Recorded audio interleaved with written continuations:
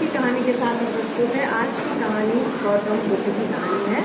गौतम बुद्ध आपको पता है कि बहुत बड़े ज्ञानी थे और गौतम बुद्ध जब एक बार तपस्या कर रहे थे अपने गाँव जहाँ पर रहते हैं, अपने शिष्यों से कहते हैं कि मैं ना कहीं हिमालय पे दूर अकेले में जाना चाहता हूँ।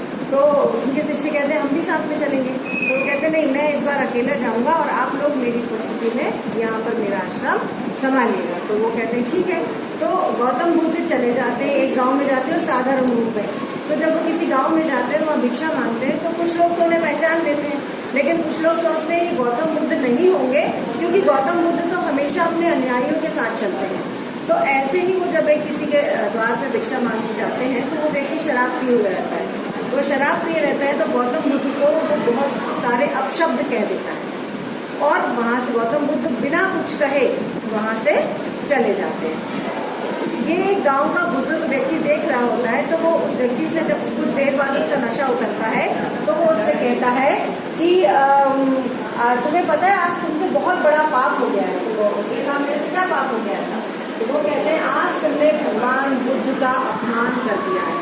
तो उसने कहा भगवान बुद्ध मेरे पास कब आए, कब मैंने अपमान किया? तो उन्होंने कहा आज तुमने दिन में जिस व्यक्ति को गालियां दी है वो व्यक्ति और कोई नहीं महात्मा गौतम बुद्ध है और आज तुमने बहुत बड़ा पाप कर दिया है। तो वो व्यक्ति का जब नशा उतरता है तो उसको लगता है कि मैंने ये गलत कर दिया है। तो वो उनको ढूंढता हुआ है कि मुझे मेरे पाप का प्रायश्चित तो करना है। तो वो वहां से जाता है, वो गांव गांव ढूंढता है, एक दिन पूरा ढूंढते रहता है, हर गांव में ढूंढता है और फिर वो देखता है आगे जाके गौतम बुद्ध एक पेड़ के नीचे तपस्या कर रहे होते हैं।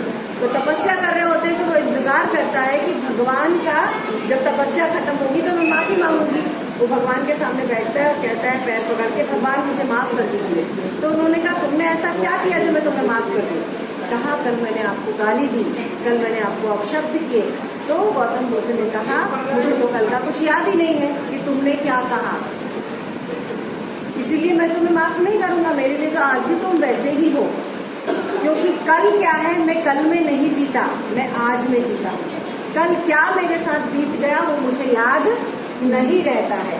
तो इस कहानी से जो आपको शिक्षा मिलती है वो ये मिलती है कि कल हमारे साथ क्या बुरा घटित हो गया, कल क्या हो गया, उसके कारण अपना आज मत खराब करो।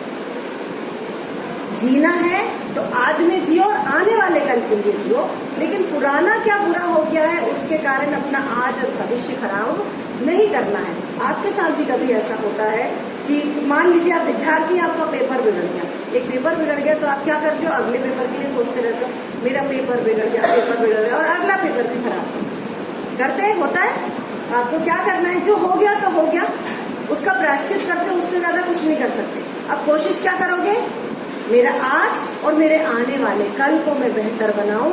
इसके लिए पुरानी बातें भूलना पड़ेगा और हमारा मस्तिष्क को कचरा घर में बनाना है कि जितनी भी पुरानी बातें बुरी चीजें हैं वो हम उसमें भरते जाएंगे तो भर जाएगा, तो अच्छी चीजों के लिए तो जगह ही नहीं रहेगा। तो मस्तिष्क से बुरी चीजें हमेशा निकालो और किन चीजों को याद के रूप में रखो, अच्छी बातों को। अगर अच्छी बातों को याद के रूप में रखोगे तो हमेशा आपका जीवन सफल होगा और ऊंचाइयों की ओर छुएगा। धन्यवाद।